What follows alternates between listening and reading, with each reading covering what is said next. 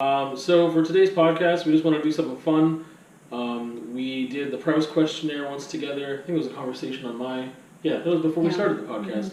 But that was really fun. So Laura looked up some questions, and then we made up some of our own questions, just like questions to ask an artist.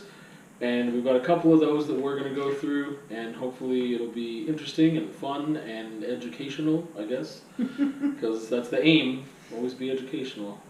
Well, and usually something like this, you learn a bunch about yourself just by answering them. Yeah. Yeah, sometimes you're surprised by your own answers. Yeah. Yeah, which is kind of fun. Absolutely. So we'll see what happens there. Yeah. All right, I'm going to start with the first question. Okay. What mediums have you worked in? What are you working in now? And what would you like to work in? So let's start the first one. What mediums have you worked in? I have worked with... This is going to sound like a really impressive list. I don't really think it is. Because if I name every single... so pencil crayons and pencils and spray paint and acrylics. I don't want to say I've worked in oil. I've attempted to try something in oil. I have one oil painting that doesn't look like an oil painting. So I don't know if I would... Yeah. So I don't know if I can say I've worked with it yet or not really. I've used nail polish in a couple different pieces as medium for sure, not just like accenting stuff. Makeup in general, because I've used lipstick in a couple pieces too. I own one. Yeah. It has lipstick. Yeah, and you're polish right. on it. I think the main ones have been acrylic, spray paint. There was a while there I was drawing with oil and chalk pastels, mostly oil pastels, on acrylic. I've done very little. I mean, if it was just for school, I don't want to count it because I had to do printmaking and all that other stuff. So it wasn't my personal art, and it was nothing that I saw as art. It was like required stuff. I did one like clay thing that was also for school, but I really liked it, so it's in the other room. I made anything 3D or sculpture related. I've done like one. Like I broke a chair and I like put it back together with like silk pillowcases and stuff, and it was like a piece of art that I made for myself. That sounds cool. Yeah, well, I guess. So I don't know what you call that as a medium, found art, like 3D. So can you explain that piece to me? It sounds interesting. So you broke a chair. Yeah. So it was like when you say broke a chair, does that mean all the pieces were separated? Pretty much. It was like a wooden chair, but it had like a soft. Well, it's the same chairs that are in Mars. So Okay. it was like a cloth, like soft seat type thing. Yeah. I didn't do it for artistic purposes. I was really upset, and I happened to be in the garage in the studio when my garage space was a studio space, and I just broke this chair, and I'd never done anything like that before.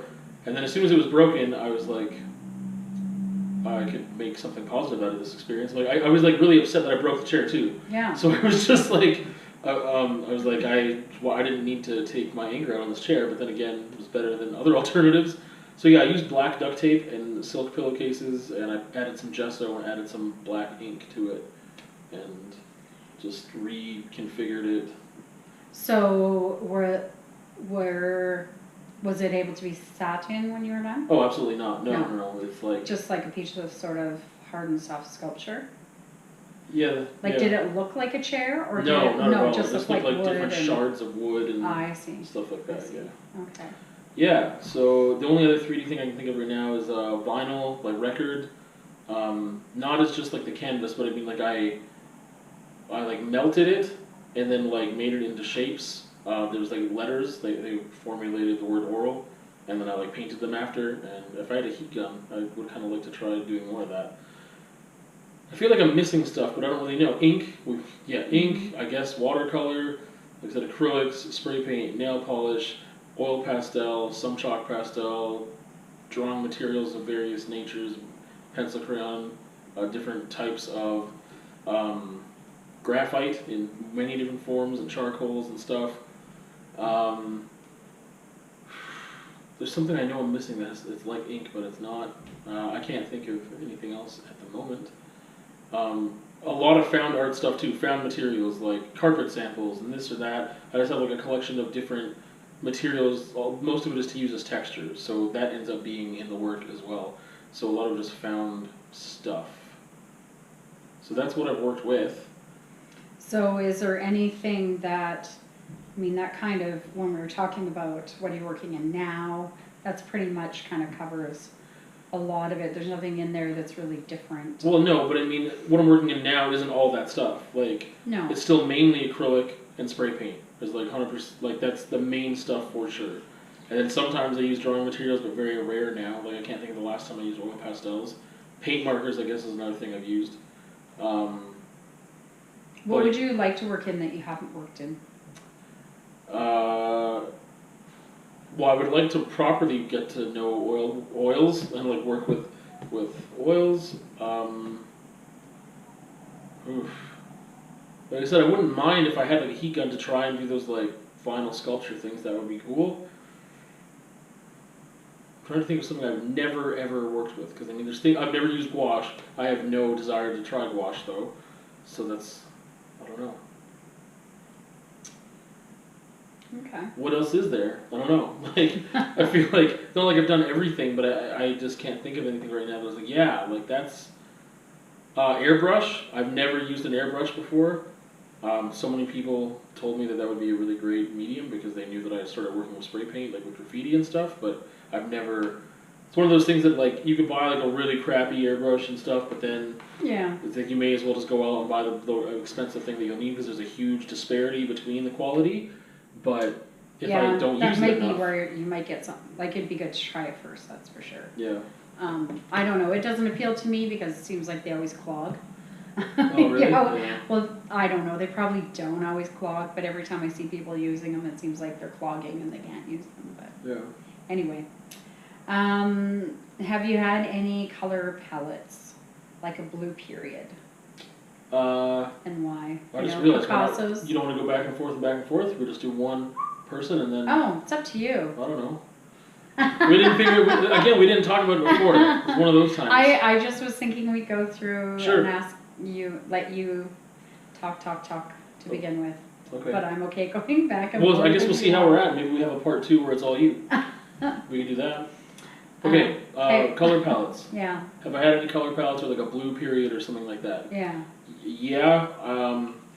The one that stands out most was like the first little bit of time that I started doing abstracts. I was using black, white, and crimson, and there was like really nothing else I was using for, I don't know. It's a short period. I mean, it was like 4 or 5 pieces that were like that, and then I did some other stuff, and then I went back to that every once in a while. Mm-hmm. And I can find a reason why after, but I don't know what the reason was the very first time. No, I do. I think I do. It's just because I wanted the look of blood on there. I don't know. I don't know why I only use black and white, but it's just like black and white, if you want to not call them colors and call them shades, and the only color that's there then is this crimson, and it just like was this. The black and white is already high contrast, but if I'm only going to have one color and I wanted it to be like something that looked like blood, yeah, I just felt like that was like a really, like black and white is so plain, or just having, if it was just gray or just black or just white, having that be so plain and like empty feeling, and then having blood to express pain, then I think that is why, because I'm thinking of the pieces that I first did, and like that is really what they were about, was expressing pain, like really. And was that, do you think that was, did that translated to what you wanted? Like, do you feel like your paintings were able to convey what you were wanting? Did that color palette portray what you were hoping it? I believe so. Yeah, yeah, I think it did. Yeah. Okay. Since then, I don't really think there's been a specific color palette. There's been some colors that I had a period with that I kept using. Like when I first got like the golden acrylic, like teal, I was just like, oh, just the teal by itself, and then the permanent violet dark, and then using them together sometimes. And then we were just talking about this earlier, that like I've combined a couple of the different golden acrylic shades into a thing that I really liked, and one was like the Hansa yellow light with the quinacridone magenta, and mixing it a certain way that gets this like peachy color that's really nice. And one is just the silver and then a phthalo green yellow shade, or maybe it was phthalo green blue shade, I can't remember now. mixing them together with this like beautiful emerald color. I didn't really use that much, but teal and the permanent violet dark I like used a lot. Well, and you kind of went through a teal and yellow and pink kind of thing for quite a while. Yeah, very 90s. Yeah. Yeah. Yeah. Yeah. Okay. If you had all the time and money in the world, do you think you would create the same kind of art that you're creating right now? Or, and if not, what would you create? Yes and no. I feel like the biggest thing I can say for sure is that would not be the same. They'd be so much bigger. That's exactly was my thing. It's like yeah. I would have such bigger canvases. Absolutely. If I had all the time and money, then I would have the studio space I want. Yeah. I could have it'd be like a warehouse with like a garage door that opened up, or you know what I mean, like to get pieces in like and out. An old air hanger. Yeah, exactly. Something like that. Back up a semi. Yeah. And like bring them in. Yeah, like a shipping. What do you call that? Did you see on the Comedians in Cars Getting Coffee, the one with Jim Carrey? Yeah. Oh my gosh. Yeah. In his studio, and then how he had like all those paints. Oh my god, all those paints. I was just like, he just had like hundreds and hundreds. Yeah, and they're like huge too. Yeah. Yeah. Yeah. Yeah. And so were his canvases. I was very jealous. Yeah. I think the biggest thing that would change is the size of the pieces. I think I would still work abstractly, but I think the size of a piece really affects how it's going to play out. Like if I had to work really small, it's not going to be the same style that I work in when I work in this mid-range that I'm in now. If I go really big, I would have to do things differently. Either my mediums would change too. It'd be like way more spray paint than acrylic, I think, at that point. And I already on these middle pieces like working with spray paint because it covers so much ground quicker. Yeah. And then it leads to sometimes a more minimalistic thing for me where I'm like really focusing on the shades I'm using and not so much the movement in the piece. Or I guess the movement is way more selective rather than if I'm using a brush and acrylics and there's a whole bunch of different stuff going on. Yeah, I think that I would still be making abstracts for sure. They would just be way, way bigger, and that would change the style of them somewhat. I think that I would do more murals too, or like site-specific work. If I had like a gallery exhibition or something like that, then I mean, if I have the means to do whatever, I mean, there's so many things that come along with like if you have all the money in the world. Well, that also means I wouldn't have to I wouldn't support myself any other way than the art. Right. So I could try so many new things and like do so much, and I have all the time to do it because I don't have to do anything else. So I can't think of anything else though that would be like I really wanted to do this, but I just don't have the time. Like something really, really what's the word? Like detail oriented and like there's a word that I'm looking for that I. Whatever. Some people that work with in like such a way that it's not that I'm envious, but I can never do that. Like intricate work, it's really hard for me to do. Coincidentally, I don't have much interest in doing it because I like big motions and stuff when I can, and immediate satisfaction too. I like to work quickly. I don't know. It's a funny thing too. Like, do I like working that way because of like, was it chicken or the egg? Like. If I'm forced to work that way because I was using acrylics before I was using oils, and acrylics dry really fast, and then I got used to working quickly, and then I like working quickly, or is it like, I think working quickly always would have been what I was drawn to, and even before working with acrylics, like a spray paint dries way quicker, so. Yeah. Yeah. Well, the way that you are with other things is kind of like that too, though, right? Yeah. You like,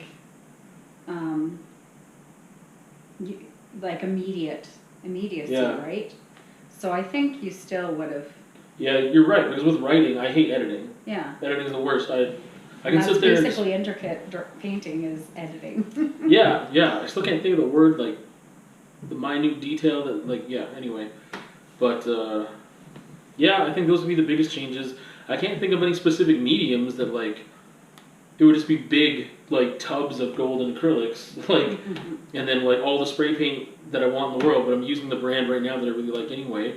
I would just have racks and racks of it and just like every shade and like 10 of every shade and just whatever.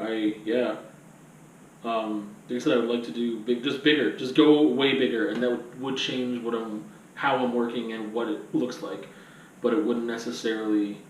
I don't think it would change a lot of subject matter. I think that I would just do more of everything. I think I would maybe at some point I would end up doing way more design work than I'm doing now. Maybe because depending on what racket I got into, if I was like doing stuff for like people's homes, like high end like stuff, then maybe like yeah, doing a whole wall somewhere would be probably more design focused than like personal expression stuff. Because I doubt I would get into doing like murals like that are politically driven or whatever. And so many murals that I see that are like by bigger name artists or whatever are very political and they're very specific to like the city and blah blah blah blah blah and like. Well, that's kind of the history of murals, right?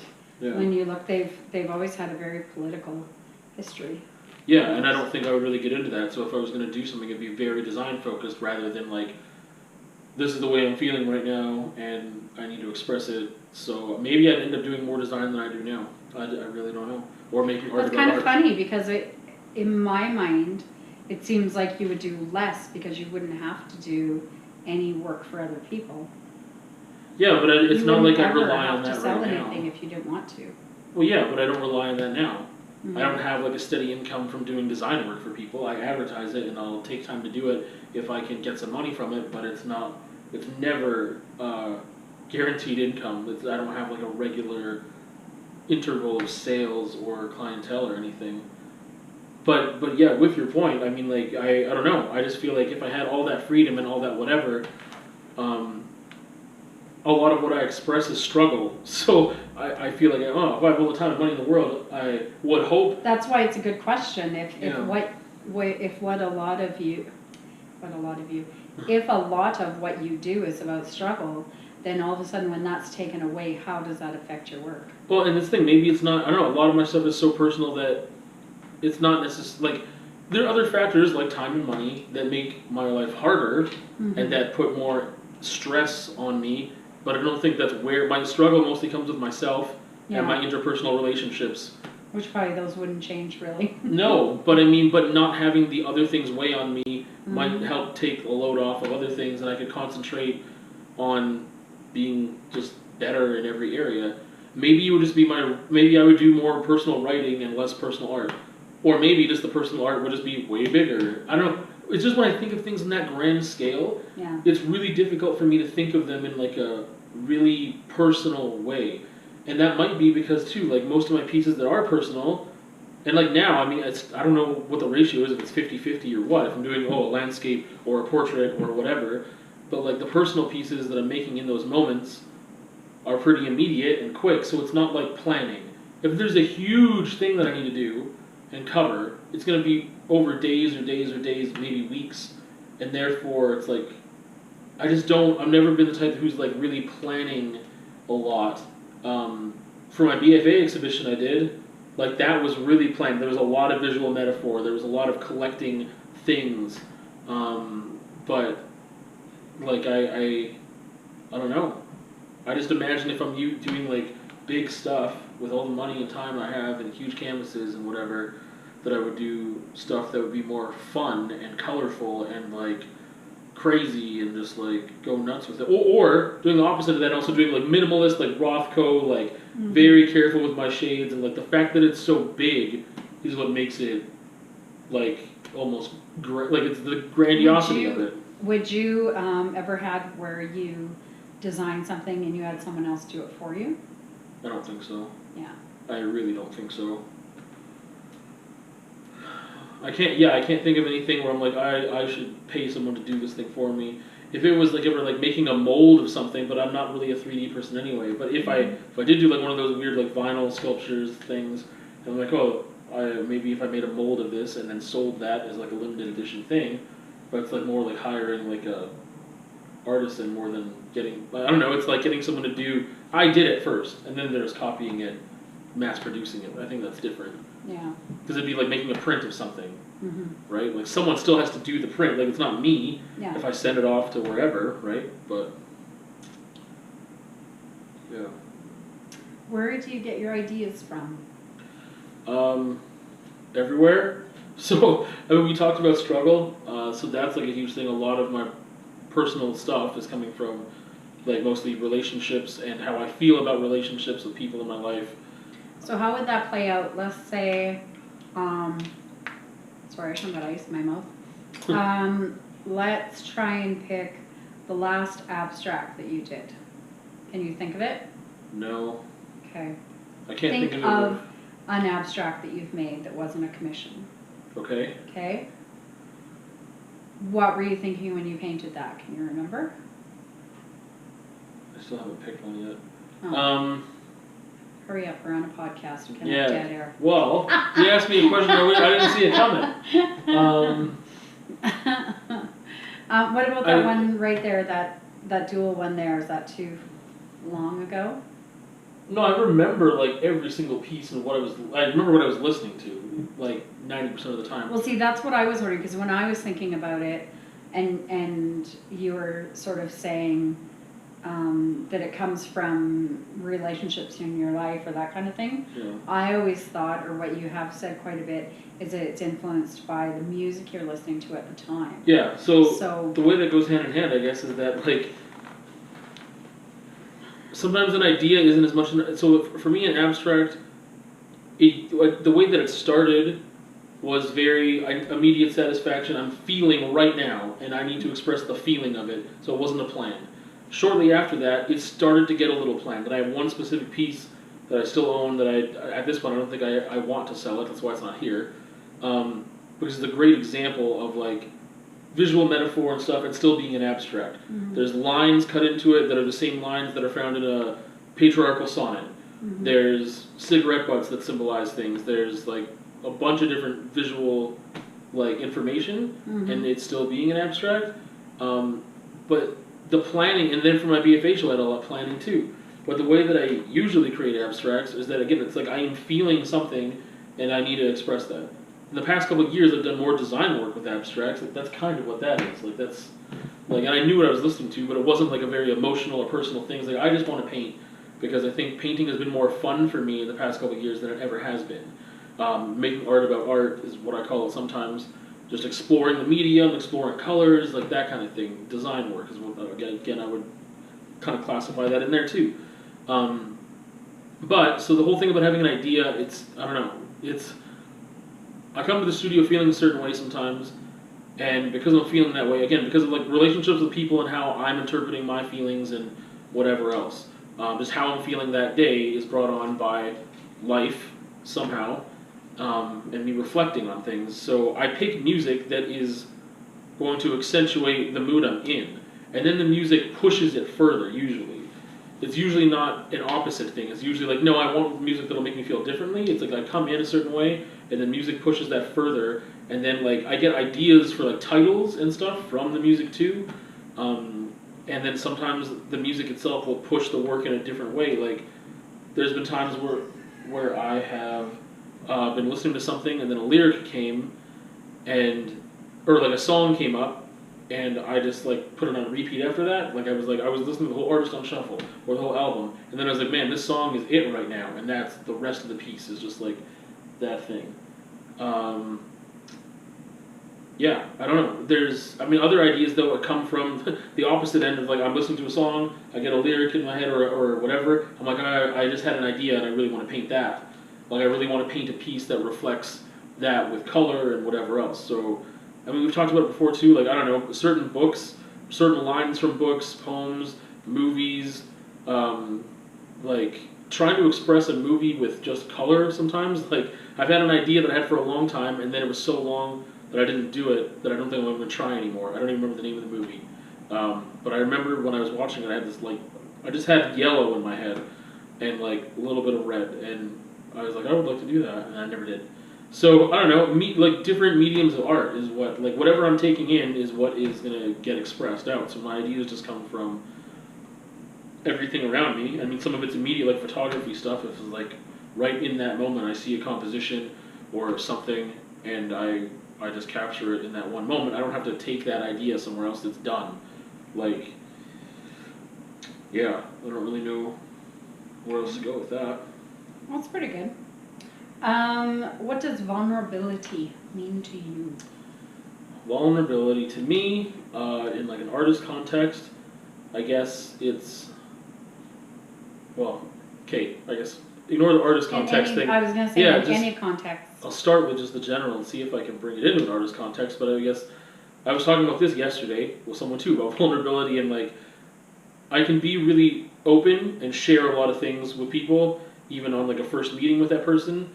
I don't necessarily think that's vulnerability, because if that person can't affect me, then I don't think I'm being vulnerable with them. Telling someone stuff isn't necessarily like being vulnerable. It's telling someone certain things. Yeah.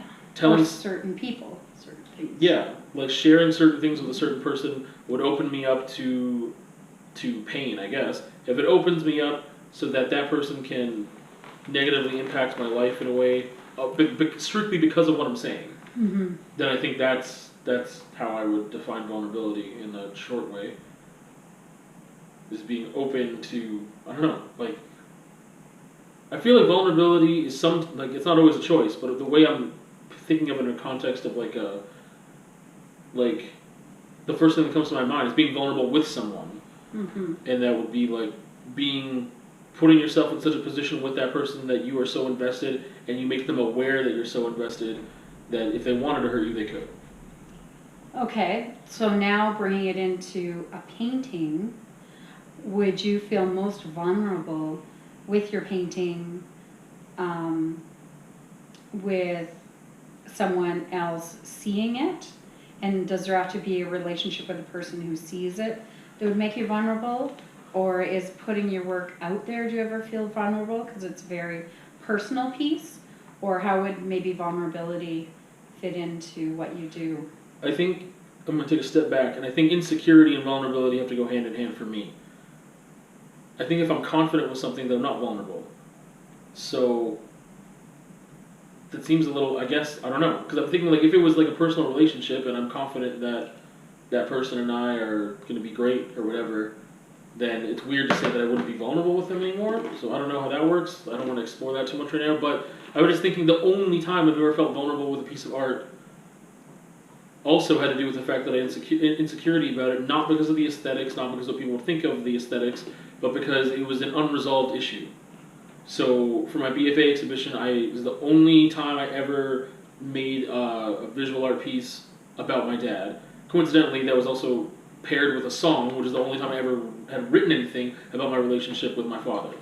So those things were on display, and the fact that they were there didn't upset me too much, but I mean, it was the fact that it was unresolved for me. So I'm like insecure about, like, someone asked me about it, I'm like, I don't even know how to strip this down for you and tell you. Whereas every other piece in that exhibition and every other piece I've ever made, I know what it's about, I know why I did it, I usually know what I was listening to, I know I was feeling everything else about it.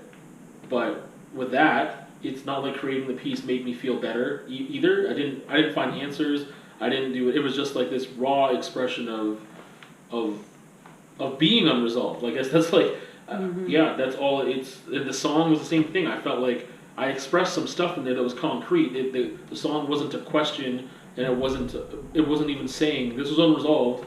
That wasn't the purpose of it. It was just expression of this is how I'm feeling. But how I'm feeling is it's an insecure feeling because there's so much unresolved. So that's, yeah, vulnerability in art aspect. Only one time out of, I don't know, a couple 100, 300 pieces or something that I probably ever made, like, once. Everything else I've had confidence in the fact of what I'm doing, why I'm doing it, and how I fixed it if it didn't work out the first, whatever. I've never been afraid to show something, ever. So because, I mean, if we go hand in hand with what you said before, it's because you're confident of what you create and your abilities, it sounds like. Yeah, well, I mean, if I'm trying something new, like, I'm confident that like, I feel like we touched on this a little bit last time too, where there's a part of me that just doesn't understand why people are scared to try stuff, because I'm just like, just do it. Like, you just do it, and if it doesn't work, then you do something else. And like, I think early on, my solution to things not working sometimes was breaking them, and then changing the context of the art, throwing it across the room and seeing the damage. That was your advice to me a few times. I was just like, break it. Just smash it with a hammer, like burn it, like something. Like, because then the piece becomes about the frustration of trying to make the piece. Now, it's not what you were trying to express the first time, and that's okay. But I feel like that's the thing. I'm confident with experimenting because I know, like, what's going to happen. Like, it's different. If I was, like, okay, so if I writing and doing visual art are very much, for the most part, they're really private. The 3 times that I've performed visual art, once with you, I mean, I'm confident in what I'm doing, and it's abstract. Like, if I don't like something, I paint over it. If I'm trying to make a face live, I can't. Like, I'd be like, man, I would be self-conscious about that. I know that I don't paint, like, or I can't draw very well, so if I'm painting a portrait, like, or if I'm having to draw the portrait, then I feel insecure. I've never done that live. But performing music live is a little different, just because you can mess up, and you can't fix it. You can't fix it at all. It's like, oh, I forgot a line. I forgot a word. I started too early. I came in too late. Like, so there's nothing you can do about that. But visual art, I've just been really, really, really confident with because also I started out really doing like abstract stuff. The graffiti stuff was like, I don't know, not the best, but I mean, there was a very many years of learning before I ever like gave anything to anyone as like a present even, and before I ever tried to sell anything. But I don't know. I've been confident with the visual art stuff for a very long time. Even if it's something new, I'm like, yeah, this is just what it is. This is it, like I got to the point where I'm like, this is art. And if you don't think so, that's okay. That's you. But I've declared it art, and thus declared it good. So basically, you don't feel that vulnerable within your art practice, really? No, not really. Yeah. Nope. Okay. Do you intend for others to see and feel what you see and feel with your art? Sometimes it depends on the thing. So, yeah. I mean, if it's abstract, very rarely do I expect anyone to see and feel what I'm seeing and feeling exactly. I think that sometimes it's obvious, like, this is like a really, like, if the color palette is like black, white, and crimson, like, this doesn't look like a happy piece just by the colors alone. So I feel like most people will feel something that's not happy, which is enough.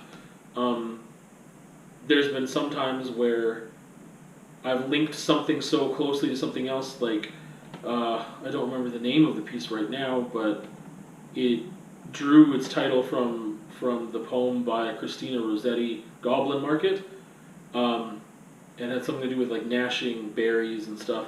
So it was like a really aggressive, violent piece, but it was also really colorful with like, and I had like shapes that looked like berries and stuff, but it was like so aggressive because of what the poem is about. And I was like, if someone got that, that'd be awesome. But I don't really expect anyone to get it either. So, yeah. With abstracts, I would say a huge majority of the time, I don't expect someone to see and feel what I was trying to convey exactly. Because it's not in your work important. Like, it's not like what you're saying is it doesn't need to be. It'd be cool to be, but it's not needed in order to enjoy your work. I don't think so. I mean, with the abstract stuff, that's the thing. People, it's like a Rorschach test. Like, people are bringing their own histories and experiences, and they interpret that in whatever way that they interpret it, as long as they're interpreting it somehow and feeling it somehow. But some people can look at an abstract. I forget sometimes that people just, they look at art and they're like, okay, I don't get it. And I'm like, well, there's nothing to get, you just feel it. And I forget that that's the way it is with some people. Because some people just feel things when they look at things, and some people, I guess, don't. They feel like they need to understand it, and that's not what it is a lot of the time. It's just feeling the piece. But there have been times that I've been really upset because people didn't understand the work. But those were like figurative pieces, and I don't know when we talked about this, but I know we talked about it on the podcast. Yeah. So I mean, like, someone they expressed to me that the work was misogynistic and stuff, and I was like, you obviously didn't read the artist statement or understand the artist statement or whatever, and you interpreted this thing that was coincidental and wasn't like a part of things, and that upset me because I was like, I mean, what you're saying isn't a nice thing, and you're saying that I've been expressing something that I don't believe I am, and that the work isn't trying to express, and therefore it's a reflection on me, and all that stuff. I'm like, that's not what this is about. So, yeah. So then, did that make you feel vulnerable, then? Going back a couple questions ago, or a question ago, when someone reacted that way, did that make you more vulnerable with that piece? Did you feel more insecure with the piece after that? No, I was upset that that person, even though they probably never met me or whatever, I don't know who they are. I don't like the fact that they would associate my work with this thing that isn't true. But the piece in itself that they mentioned, that was one of the ones that they used as an example, I was like, no, you're the only person I think that would see that thing. Or interpret it that way. I'm sure there's more, but I mean, no one that I knew that had looked at the work, or other students and stuff, because it was at the university, like, student gallery, like that wasn't a thing. So I didn't feel more vulnerable because of that. But yeah, there's times where I do want people to see and feel what I'm trying to do exactly, and those were like, what that exhibition was, and there was someone who, during one of our critiques, commented on how whatever they brought their own personal history to the thing, and so a lot of it was ambiguous and had to do with consent.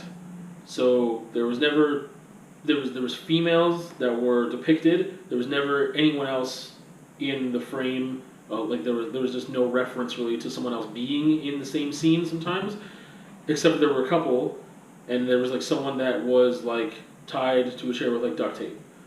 And so someone during critique brought like their personal history, I guess, to the experience, were like saying that this is like aggressive, and that the person, whatever, is like, yeah, but some people, that's exactly what they like. They would want to be in that scenario, and that was the whole thing of like exploring what are people getting out of this, because they're bringing their own personal history to it, and where do they go and where do they take it. Right. But at the same time, for someone to make the jump to misogyny with that, I was like I said, the artist statement to me was clear in expressing like, this is ambiguous for a reason, this is whatever, this is about what people see when they see it, and not just telling me what I'm doing, because you don't know what I'm doing. Like, yeah. I don't know. Yeah, that's one of the only times I can really think of something that, like, I was like, I want you to see what I'm trying to express to you, and if you're going away from that, then it's going to be frustrating for me. Yeah. What does success mean to you as an artist?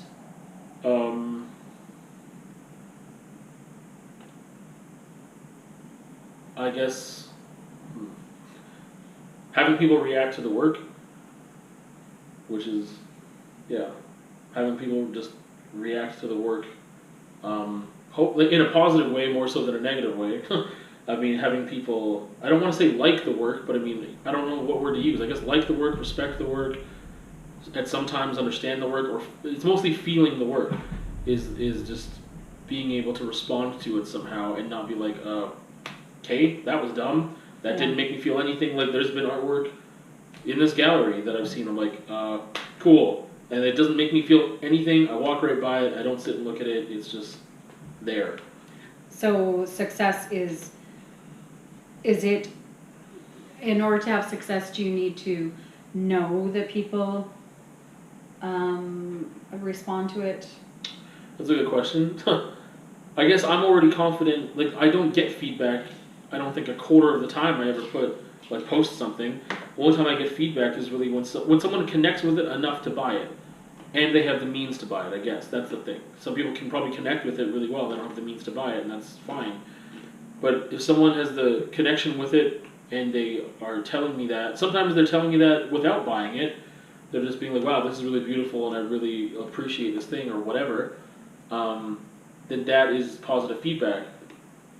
No one's really given me explicit, like, this is garbage, I would never buy this. Like, no one's ever given me that type of negative feedback, and silence doesn't mean negative feedback all the time either, right? So I'm confident with the work that I'm making that I feel like I conveyed what I wanted to successfully. So I guess that's part of success as an artist too for me, is I can call a piece done. That's success. Because sometimes at first it was a little bit of a struggle of like, when do I stop? Yep. Like, especially with abstracts, when do I stop painting? Like, yeah, I haven't learned that yet. Don't know about that. I think you're there. But yeah, that is like, I guess the first success is like, it's done, and I'm confident in its finishedness, in its doneness. And then it's a really great feeling, and I would say it's hard to, yeah. I don't know. That is the one. Okay, if there's only one thing that I would define as success as an artist, it's that being able to actually finish work and know that it's finished and be confident in what you were trying to express. And then it would be people connecting with the work. And not everyone's going to connect with stuff, even if it's strong and amazing. Not everyone's going to connect with it. But having people connect with it is affirming and nice and good, and making if the purpose of my art is to make someone feel something, then well, that's not the purpose. Like, the purpose is for me to express something. That's the first purpose, for me to express it. So that's the ultimate goal. And if people can identify with my expression, then that is awesome and a huge bonus. And I feel like it is some kind of success of being like, I was able to express my feeling in such a way that other people could also relate to it. I mean, the people that can relate notice they can relate.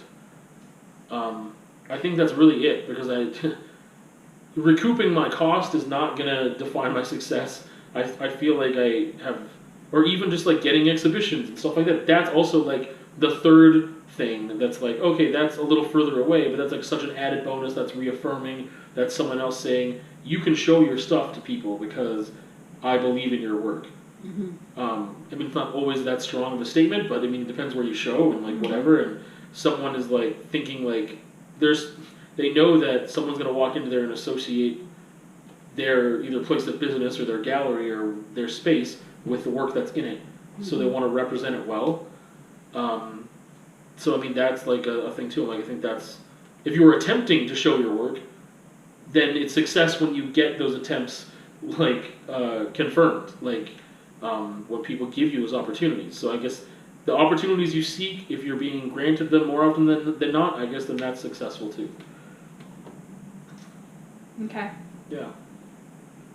All right. That's our list. Yeah.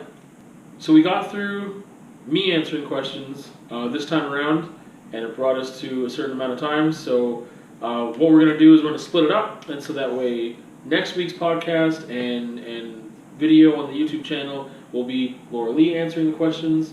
And with that, that is our artist life. That is.